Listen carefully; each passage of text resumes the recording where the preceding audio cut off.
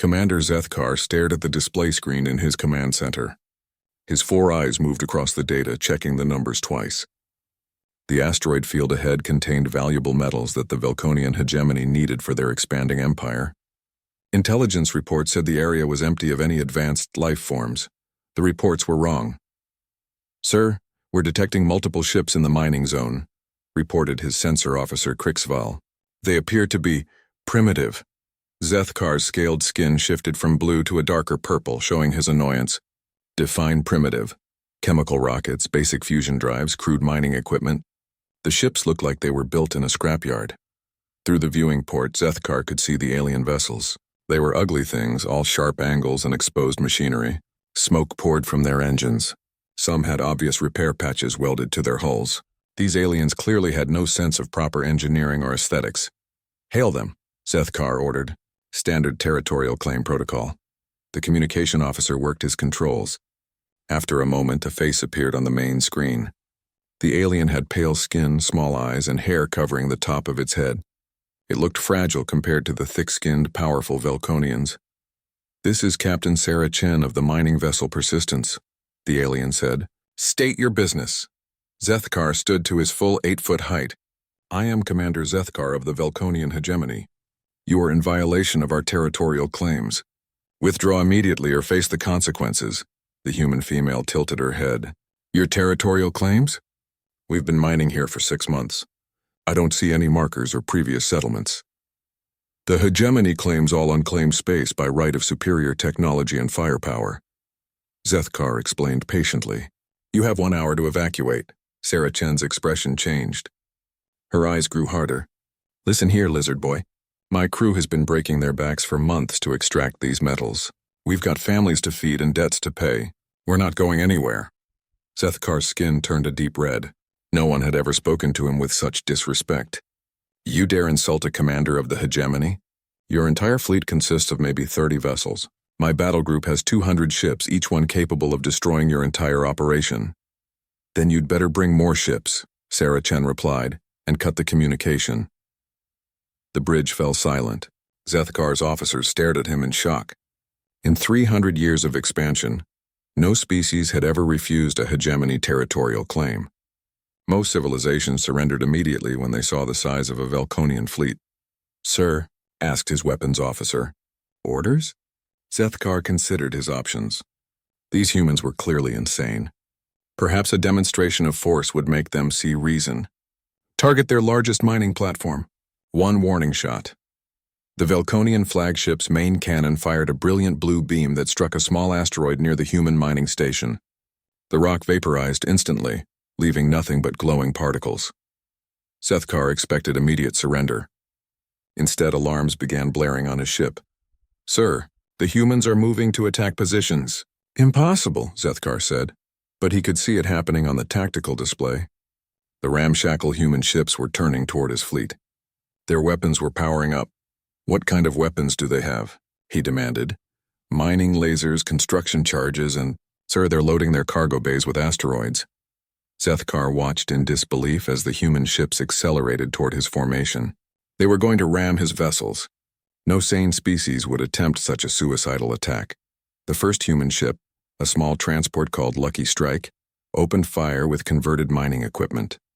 The improvised weapons shouldn't have been able to penetrate Velconian shields, but somehow they did. The beams cut through the energy barriers like they were made of paper.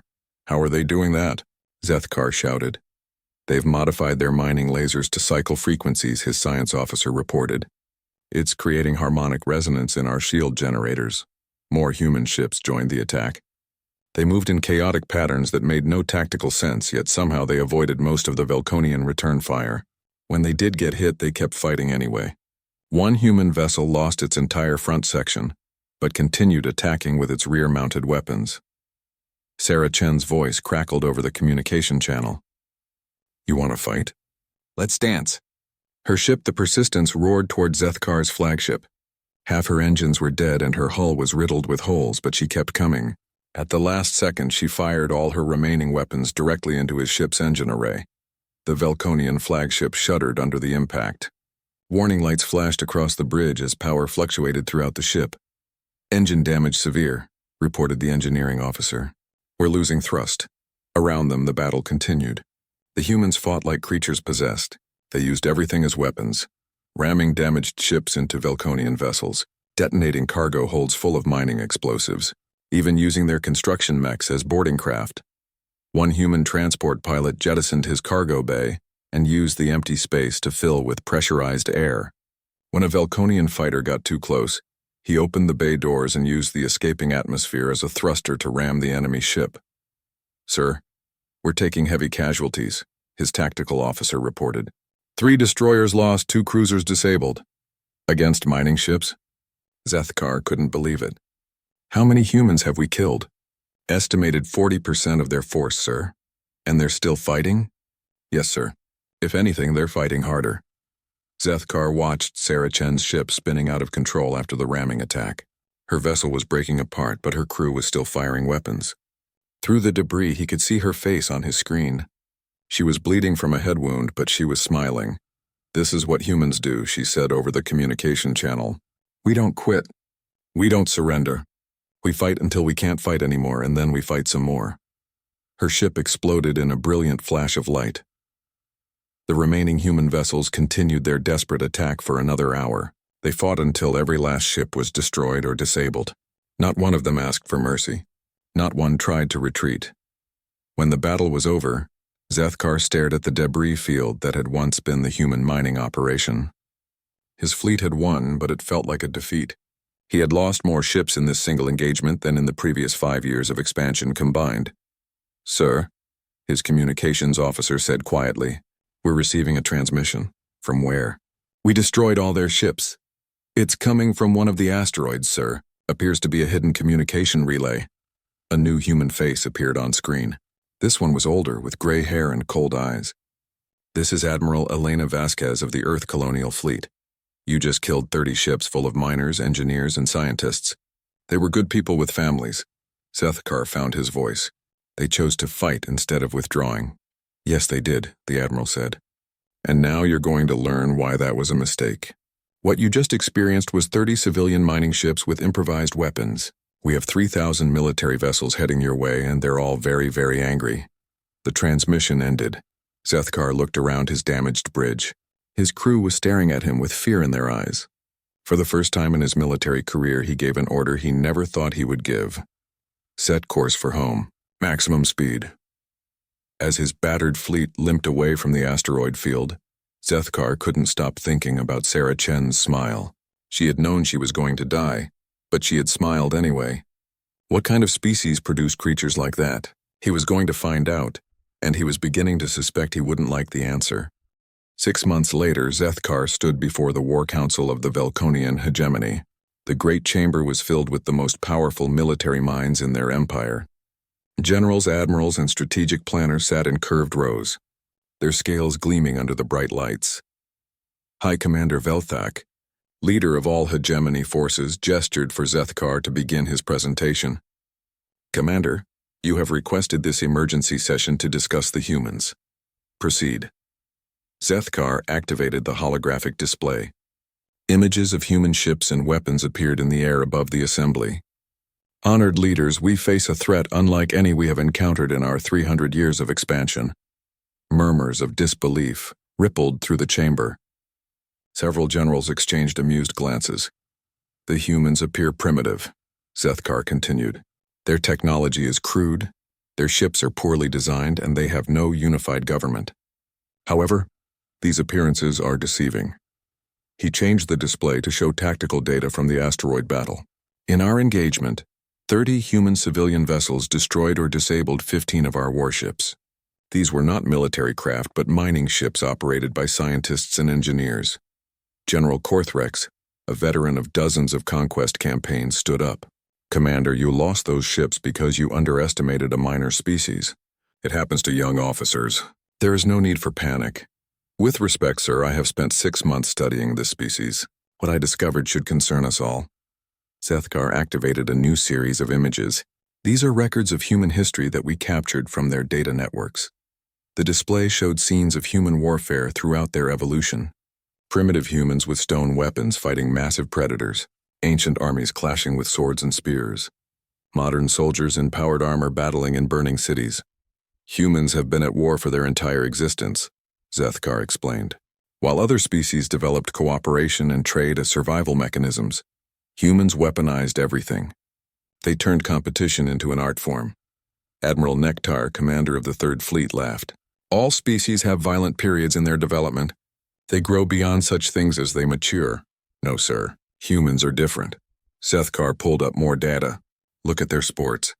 They compete in activities that simulate warfare. They celebrate warriors in their entertainment.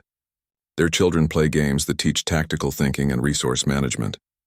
The images showed human children playing with toy soldiers, teenagers competing in strategic video games, and adults participating in military simulations for entertainment.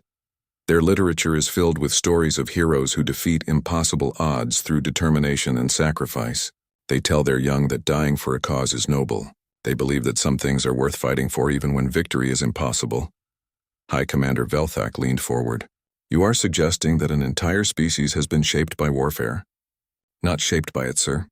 They shaped themselves with it. They took the worst aspects of survival competition and turned them into cultural values. They celebrate stubborn refusal to surrender. They admire those who fight against overwhelming odds. Zethkar changed the display again. Now it showed human military doctrine and training methods. Their armed forces do not simply prepare for war. They prepare for war while assuming they will be outnumbered, outgunned, and facing certain death. They train their soldiers to continue fighting even when command structure is destroyed. This is ridiculous, General Korthrex declared. No species can sustain such aggression. They would destroy themselves. They almost did, sir, multiple times. Zethkar showed records of human global wars. They have fought conflicts that killed hundreds of millions of their own people. Each time they recovered and became stronger. They learned from their mistakes and developed better ways to wage war. The chamber fell silent as the assembled officers absorbed this information. The images showed human cities reduced to rubble, only to be rebuilt larger than before. They saw weapons of incredible destructive power, tactics of breathtaking complexity, and logistic systems that could supply armies across vast distances. Admiral Nektar's voice was quieter now. What are you recommending, Commander? I believe we should avoid contact with this species until we understand them better. Every engagement will teach them more about our capabilities while revealing their own hidden strengths. Unacceptable, High Commander Velthak declared. The human colonies control 17 star systems rich in resources we need for expansion. We cannot allow a primitive species to block our progress. Sir, with respect, they are not primitive. They are specialists. Specialists in what? War, sir.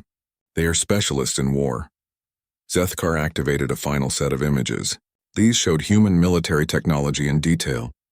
Weapons that could be manufactured quickly from common materials. Tactics designed to turn any environment into a fortress. Strategies that assumed enemy superiority in every category except determination. Look at their equipment doctrine, he continued. They design everything to be repaired in the field with basic tools. Their weapons are simple but effective. Their ships can be modified for multiple roles. They assume that supply lines will be cut, and that they will have to fight with whatever they can find. This is the thinking of a species that expects to be invaded. They have spent their entire development preparing for exactly the kind of war we would bring to them. The War Council exchanged glances. Some officers looked skeptical, but others appeared thoughtful. General Korthrex was not convinced. Commander, you are describing a species of warriors, not scientists or engineers. How advanced can their technology be? They are both, sir. They are warrior scientists. They approach technological development like a military campaign. They assume their enemies will have better equipment, so they focus on adaptability and innovation instead of perfection. Zethkar showed them examples of human engineering, machines built from salvaged parts that somehow performed better than their original designs, weapon systems that could be reconfigured for different purposes, ships that looked like disasters but could outperform vessels twice their size. They do not build things to be beautiful or efficient. They build them to work under the worst possible conditions while being repaired by people who are probably being shot at. High Commander Velthak stood up. Enough. The Council has heard your concerns, Commander. However, the hegemony's expansion cannot be stopped by fear of one unusual species. We will proceed with the conquest of human space. Sir, I strongly advise The decision is made. Velthak's voice carried the authority of absolute command. You will join the invasion force as an intelligence officer. Your knowledge of human capabilities will be useful. Zethkar's scales darkened with resignation. Yes, sir. As the War Council dispersed, Admiral Nektar approached him. Commander, you seem genuinely concerned about these humans. I am, sir. I have studied their history extensively. Every time someone has underestimated them, the results have been catastrophic. For whom? For everyone involved, sir. Humans do not simply defeat their enemies. They learn from them, adapt their techniques, and become stronger. Each conflict makes them more dangerous than before. Admiral Nektar nodded slowly. I will keep your warnings in mind, Commander. Perhaps we will be fortunate, and your concerns will prove unfounded. As Zethkar left the chamber, he hoped the Admiral was right, but he had seen the look in Sarah Chen's eyes as she rammed her ship into his flagship. It was the look of someone who would rather die than lose. He was beginning to understand that with humans, those were the same thing. The invasion fleet would launch in 3 months. Zethkar spent the time studying everything he could find about human military history. The more he learned, the more convinced he became that the hegemony was about to make the worst mistake in its 300-year history. But orders were orders, and he was a soldier. Soon he would see if his fears were justified. The Vilconian invasion fleet dropped out of hyperspace at the edge of the Sol system. Zethkar stood on the bridge of the battleship Dominant Will, watching the tactical displays update as sensors swept across human space. What they found defied all expectations. Sir, reported the sensor officer, we're detecting massive fortifications throughout the system. Admiral Nektar, now commander of the 3rd Attack Group, studied the displays with growing concern. Define massive. Every asteroid larger than 50 meters has been hollowed out and equipped with weapons platforms. The gas giant moons have been turned into fortress worlds. There are defensive positions on bodies we didn't even know could support installations. Zethkar moved closer to examine the data. His worst fears were being confirmed. Admiral, look at this construction pattern. They've turned the entire solar system into a layered defense network. The main display showed the Sol system as it now existed. What had once been a collection of planets and empty space was now a fortress spanning billions of kilometers. Weapon platforms orbited in perfect geometric patterns. Supply lines connected distant outposts. Communication arrays ensured that every position could coordinate with every other position. How long would this have taken to build? Admiral Nektar asked. Based on the scope of construction, at least 50 years, Zethkar replied. They started building these defenses before they ever met us. Impossible. Our first contact was only 6 months ago. No, sir. Our first contact was 6 months ago. They have been preparing for invasion by someone for decades. The forward scouts began transmitting more detailed information. The human defenses were not simply numerous, they were clever. Asteroid fortresses had been designed to look like natural rocks until weapons fire revealed hidden gun ports. Mining stations doubled as missile launchers. Even civilian ships appeared to carry military-grade equipment. Sir, we're receiving a transmission, announced the communications officer. The main screen flickered and showed a human face. This was a middle-aged man with graying hair and calm eyes. His uniform bore insignia that suggested high rank. I am Admiral Marcus Webb, commanding officer of the Sol Defense Force. You are entering human territorial space in violation of interstellar law. State your intentions. Admiral Nektar stepped forward. I am Admiral Nektar of the Vilconian hegemony. Surrender your system immediately and your people will be treated with appropriate consideration. Admiral Webb's expression did not change. No. I have 1,500 ships under my command. You cannot possibly match our firepower. You're probably right, Webb admitted. We only have about 400 military vessels. Of course, we also have 3,000 civilian ships that we've modified for combat, 6,000 automated defense platforms, and approximately 50 million people who are really angry about what you did to our miners. The transmission ended.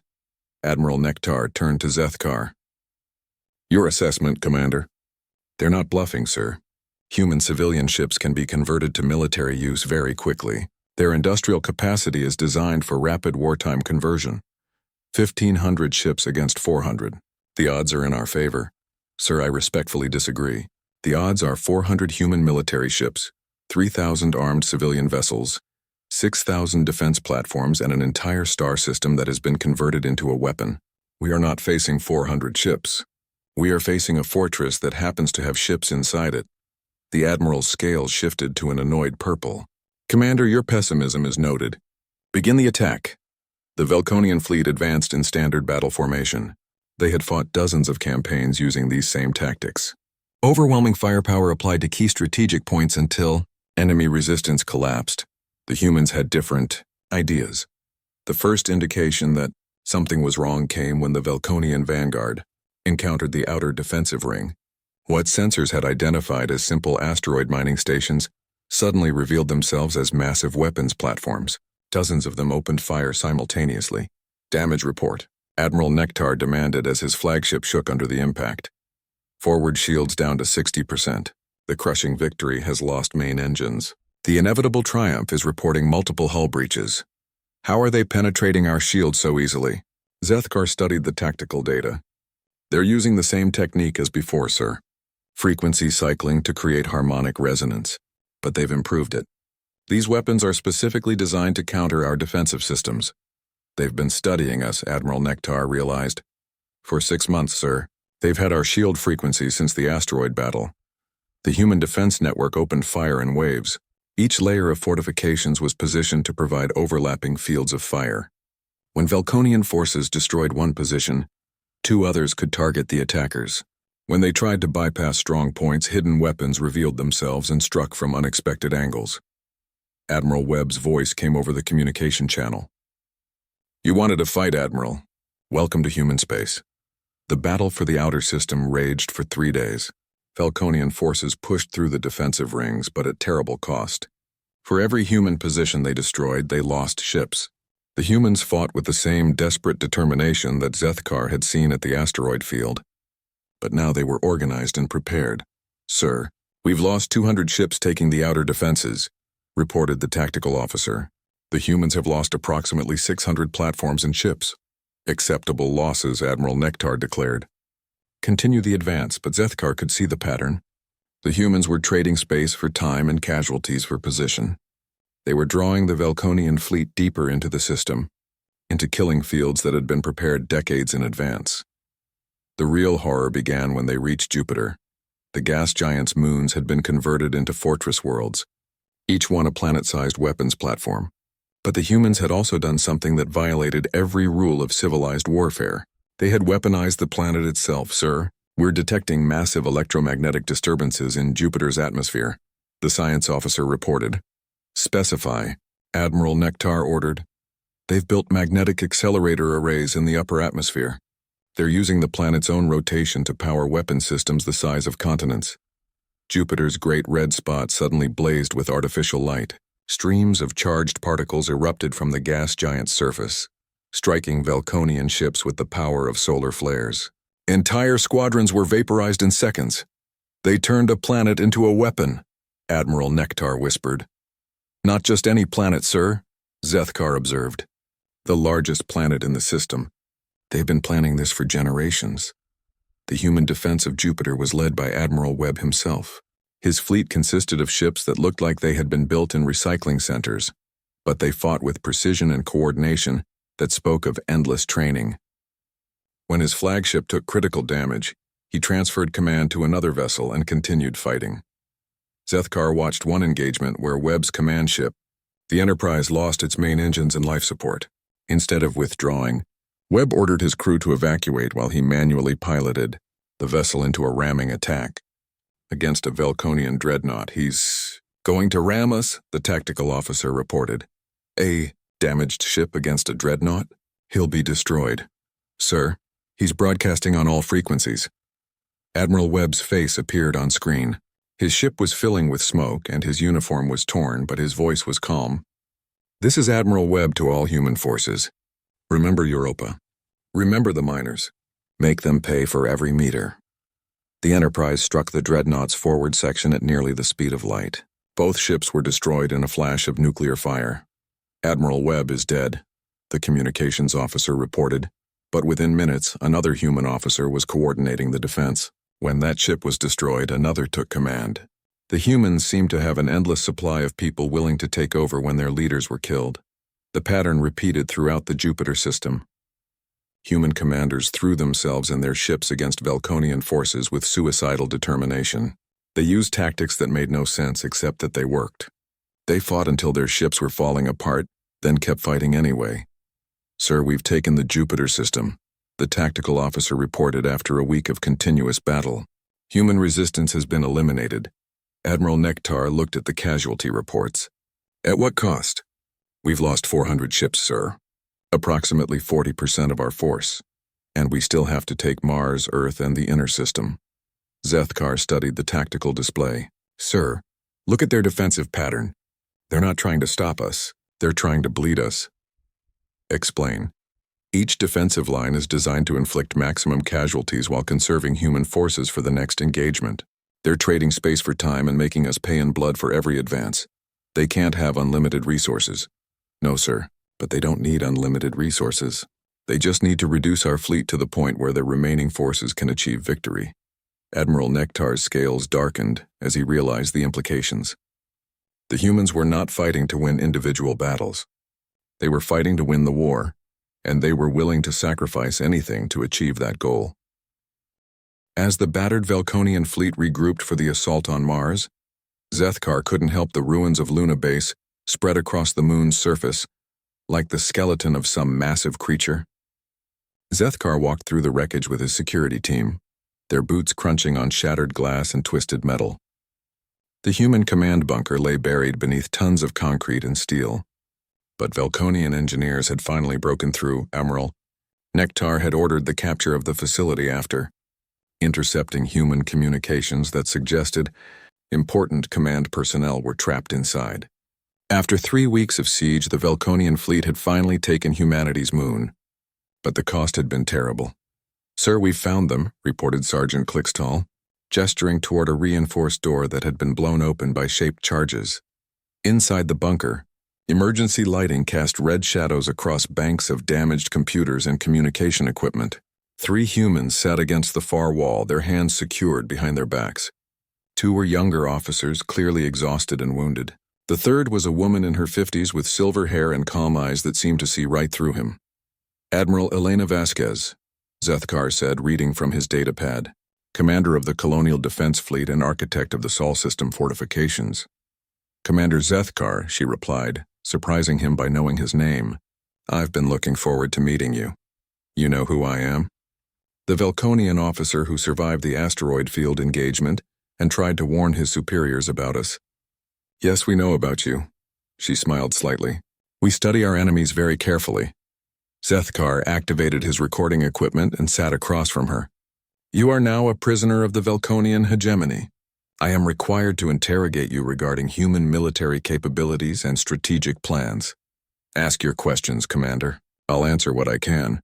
Why do your people fight so desperately? You must know that resistance is futile. Our fleet outnumbers yours by nearly 4-1.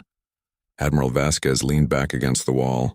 "Do you know what my grandfather did during the Second World War, Commander?" "I am not familiar with this conflict." "He was a soldier who fought against an enemy that controlled most of Europe and Asia. The odds against his side were overwhelming." "Everyone said resistance was futile." She paused. "He fought anyway because some things are more important than odds. Such as freedom, the right to exist on our own terms, the future we want to leave for our children." Her voice remained calm, almost conversational. "Commander, your people expand across the galaxy taking whatever they want. You probably can't understand a species that refuses to be taken." Zethkar studied her face. "I am beginning to understand that humans value concepts more than lives. We value life. That's why we fight for it instead of surrendering it. Your fleet has been decimated. Your colonies are under occupation. Luna Base has fallen. How is this protecting life?" Admiral Vasquez smiled again, and Zethkar was reminded of Sarah Chen's expression just before she rammed her ship into his flagship. "Commander, do you think this bunker was our real command center?" Before he could answer, alarms began blaring throughout the facility. His communication device crackled with urgent messages from the surface. "All units, we have massive human forces emerging from concealed positions across the lunar surface. Contact front. Contact front. Human special forces have breached the perimeter. They're everywhere." How did they get so close without being detected? Through the bunker's reinforced walls. Zethkar could hear the sounds of battle, explosions, weapons fire, and the distinctive whine of human fusion drives echoed across Luna's surface. "Impossible," he said. "We have this entire base surrounded." "You have the ruin surrounded," Admiral Vasquez corrected. "The real base is 3 kilometers underground, connected by tunnels that we've been digging for 20 years. What you captured was the decoy we wanted you to find." The sounds of battle grew closer. Admiral Vasquez looked at her fellow prisoners and nodded slightly. "Commander, I suggest you prepare for company." The bunker's main door exploded inward in a shower of sparks and debris. Through the smoke came figures in black combat suits, moving with the fluid precision of elite soldiers. They carried weapons that Zethkar had never seen before, sleek devices that hummed with barely contained energy. "Down. Everyone down!" shouted the lead human soldier. Zethkar's security team raised their weapons, but the humans were faster. Beams of coherent light flashed across the bunker, and the Velconian soldiers collapsed with surgical precision. None were killed, but all were instantly paralyzed. The lead human removed his helmet, revealing a young man with intense blue eyes. "Admiral Vasquez, are you injured?" "I'm fine, Captain Rodriguez." "Status report, Luna base is secure. We've eliminated the occupation force and captured their equipment. Admiral Nektar's flagship is badly damaged and retreating toward Mars." Admiral Vasquez stood up as one of the soldiers cut her restraints. "Casualties?" "Light on our side. Heavy on theirs." The new stealth armor performed perfectly. Zethkar stared at the human soldiers. Their equipment was clearly more advanced than anything he had seen before. "Where did you get this technology?" Admiral Vasquez looked down at him. "We made it, Commander. Humans are very good at making things, especially when we're angry." Captain Rodriguez helped the other prisoners to their feet. "Admiral, the fleet is requesting orders for the next phase. Tell them to proceed with Operation Normandy. It's time to take back Mars." As the humans prepared to leave, Admiral Vasquez knelt beside Zethkar. "Commander, you've been studying us for months. Tell me, what have you learned?" "That your species is insane," he replied honestly. "Perhaps, but we're the kind of insane that refuses to quit."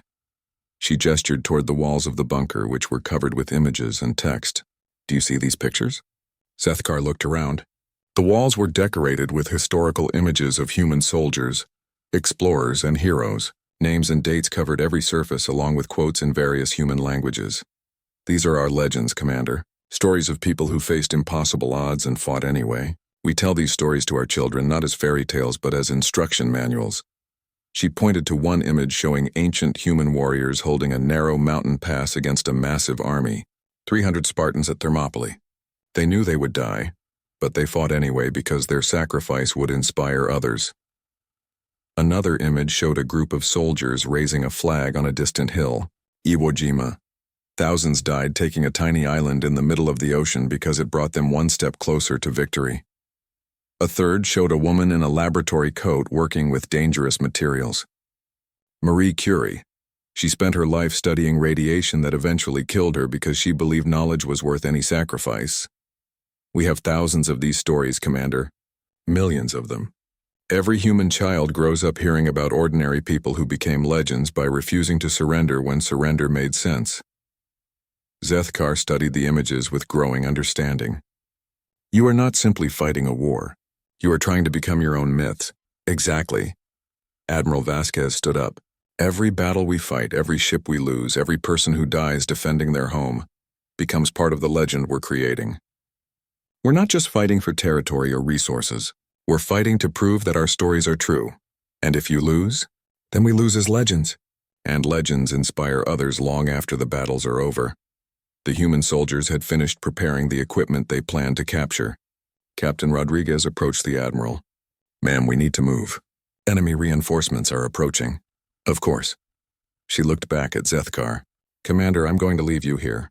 Your people will find you soon enough. When they do, I want you to give Admiral Nektar a message." "What message?" "Tell him that he's not fighting the Colonial Defense Fleet anymore. He's fighting the legends we've been preparing to become for 300 years. Tell him that every ship he destroys, every colony he takes, every human he kills just makes the legends stronger. And tell him that legends don't surrender." The humans disappeared as quickly as they had arrived, leaving Zethkar alone with his paralyzed security team and his racing thoughts. Through the bunker's damaged walls, he could see human ships rising from concealed positions across Luna's surface, their engines blazing as they accelerated toward Mars. Admiral Vasquez was right. The humans were not simply fighting a war anymore. They had turned warfare itself into a form of storytelling, and they were determined to write an ending that would be remembered forever. As Velconian rescue teams finally reached the bunker, Zethkar realized that his people had made a terrible mistake. They thought they were conquering a species. Instead, they were helping to create the very legends that would ultimately destroy them. The humans were no longer fighting to win. They were fighting to become immortal, and immortal enemies were the most dangerous kind of all. Earth hung before them like a blue and white jewel against the black of space. Zethkar stood on the bridge of the battleship Inevitable Victory, watching the planet that had become the center of the greatest military disaster in Velconian history. Admiral Nektar's invasion fleet had been reduced to less than 400 ships. The siege of the Sol system had lasted 8 months, and every day had brought fresh horrors. The humans fought with a desperation and creativity that defied all military logic, turning every defeat into a lesson and every victory into a trap. "Sir, we're detecting massive energy signatures from the planet's surface," reported the sensor officer. "They appear to be charging some kind of planetary defense grid." Admiral Nektar, his scales now permanently darkened with stress and exhaustion, studied the tactical displays. "How many weapon platforms?" "Approximately 50,000, sir. They're distributed across every continent and ocean. Some appear to be mobile." Zethkar moved closer to examine the data. What he saw made his blood run cold. "Admiral, they've turned the entire planet into a fortress. Look at these energy patterns." The displays showed Earth as it now existed after months of preparation. Every major city had been equipped with energy shields and defensive weapons. Mountain ranges had been hollowed out to house massive cannons. Ocean platforms dotted the seas like metal islands. Even the polar ice caps had been carved into defensive positions. "How is this possible?" Admiral Nektar demanded. "No civilization can militarize an entire planet in such a short time." "They didn't do it in a short time, sir," Zethkar replied quietly. "They've been preparing for this moment for generations. Every human city was designed to become a fortress. Every factory was built to produce weapons. Every citizen was trained to fight." As if summoned by his words, a transmission came through from the planet's surface. The main screen flickered and showed a familiar face. Captain Sarah Chen stood in what appeared to be a military command center, very much alive despite the reports of her death months earlier. "Hello again, Commander Zethkar," she said, nodding in his direction. "I told you we don't quit." Admiral Nektar stepped forward. "I am Admiral Nektar, commanding the Hegemony Fleet. You will surrender immediately or face total annihilation." "No," Sarah Chen replied simply. "Admiral, you've spent 8 months learning about humans. Let me tell you what we've learned about you." The display changed to show tactical data on Velconian ships and weapons. The information was incredibly detailed, down to shield frequencies, weapon ranges, and crew quarters layouts. "We know everything about your technology now. We know your tactics, your supply lines, and your command structure. We even know that you're down to your last few months of supplies, and that your government is demanding immediate victory." Admiral Nektar's expression showed his shock. "How could you possibly know our internal communications?" "Because we've been listening, Admiral. While you were fighting our decoy forces, our real intelligence teams were studying you. Every battle taught us more about your capabilities and weaknesses." Sarah Chen smiled the same terrifying smile that Zethkar remembered from their first encounter. "Admiral, you came here to conquer us. Instead, you've been teaching us how to destroy you." "Impossible. You are one species on one planet. We represent the combined might of hundreds of worlds. You represent the combined might of hundreds of conquered species who never learned to fight back. We're different." The transmission ended and immediately alarms began blaring across the Velconian fleet. "Sir, we have ships emerging from Earth's atmosphere," the tactical officer reported. "Massive formations, completely unknown designs." Through the viewing ports, Zethkar could see them rising from the planet below. These were not the improvised, jury-rigged vessels that humans had used throughout the siege. These ships were sleek, purposeful, and obviously designed for war. Their hulls gleamed with advanced armor, and their weapon arrays pulsed with barely contained energy. "Where did they get those ships?" Admiral Nektar demanded. "They built them, sir," Zethkar realized. While we were fighting their existing forces, their entire planet was constructing a new fleet. The human fleet formed up in perfect attack formations. At their head flew a massive battleship that dwarfed anything in the Velconian fleet. Its hull bore the name Enterprise in bold letters, and standing on its bridge was a figure that Zethkar recognized with growing horror. Captain Sarah. Chen had been promoted. "This is Admiral Sarah Chen of the Earth Liberation Fleet," her voice crackled over the communication channel. "You wanted to see what humans are capable of when we're really angry. Congratulations. You're about to find out." The human fleet attacked with precision and coordination that spoke of endless training and perfect understanding of Velconian weaknesses. Their new weapons cut through hegemony shields like paper, while their armor shrugged off return fire that should have vaporized their ships. But it was not just their technology that had improved. The humans fought with a unity and purpose that Zethkar had never seen before. Every ship moved as part of a greater whole. Every attack was coordinated with mathematical precision, and every tactic was designed to exploit specific Velconian vulnerabilities. "Sir, we're being overwhelmed," the tactical officer reported. "They know exactly where to hit us for maximum damage." Admiral Nektar watched his fleet being systematically destroyed by an enemy that had learned all his secrets. "How is this possible?" "Because we turned them into legends," Zethkar said quietly. "What?" "Every battle we fought, every ship we destroyed, every human we killed became part of their mythology. We didn't just fight their military forces. We helped create the stories that united their entire species." Around them, the bridge crew worked frantically to coordinate their defense, but it was futile. The humans attacked with the certainty of people who knew they were writing the final chapter of their greatest story. Admiral Chen's ship, the Enterprise, drove straight toward the Velconian flagship.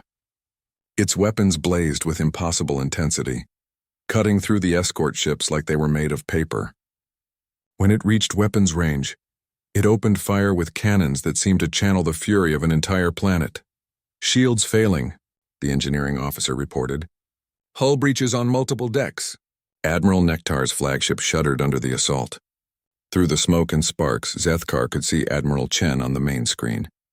She was no longer the desperate mining captain he had first encountered. She had become something else entirely, something that embodied everything humans believed about themselves. "Admiral Nektar," she said, her voice carrying across the chaos of battle. 8 months ago, you killed 30 ships full of miners and scientists. Today we finish what they started." The Enterprise fired its main cannon, a weapon that released more energy than a small star. The beam struck the Velconian flagship's command section, and Admiral Nektar was vaporized instantly. Zethkar found himself in command of a fleet that no longer existed. Around him, the few surviving Velconian ships were either destroyed or fleeing toward the edge of the system. The human fleet did not pursue them. They had made their point. "This is Admiral Chen to the surviving Velconian forces," came the transmission. "You will return to your territory and deliver a message to your government. Earth is under human protection. Any further aggression will be met with total retaliation. Tell them that legends don't just defend themselves. Legends hunt down their enemies wherever they hide." Zethkar looked around the damaged bridge of his ship. Half his crew was dead, and the rest were staring at him with eyes full of defeat and terror. He was the senior surviving officer of an invasion force that had been meant to conquer human space in a matter of weeks. Instead, they had created the very enemy that would destroy them. "Sir?" his communications officer asked. "Orders?" Zethkar activated the fleet communication system. What remained of the Velconian force needed to hear this. "All ships, this is Commander Zethkar. Set course for hegemony space, maximum speed. Transmit the following message to High Command on all frequencies." He paused, looking one last time at the blue planet that had become a symbol of everything the hegemony had failed to understand about the universe. Message begins. Withdraw all forces from human territory immediately. Cease all expansion operations. The invasion of Sol system is a complete failure. We have not conquered the humans. We have made them into the monsters from their own stories, and those monsters are coming for us. Humans do not simply fight wars. They turn warfare into mythology and mythology into reality. They have become exactly what their legends always claimed they could be. They are no longer bound by the limitations of a single species or a single planet. They have become an idea, and ideas are immortal. The hegemony expansion is over. We are no longer the hunters. We are the prey. Message ends. As the battered remains of the Velconian fleet limped away from Earth, Zethkar watched the human ships growing smaller in the distance, but he knew this was not the end. Admiral Chen had been very clear about that. Legends didn't just defend themselves. Legends hunted. The humans were coming, and when they arrived at hegemony space, they would bring with them all the fury and determination that 8 months of siege had forged into something approaching the divine.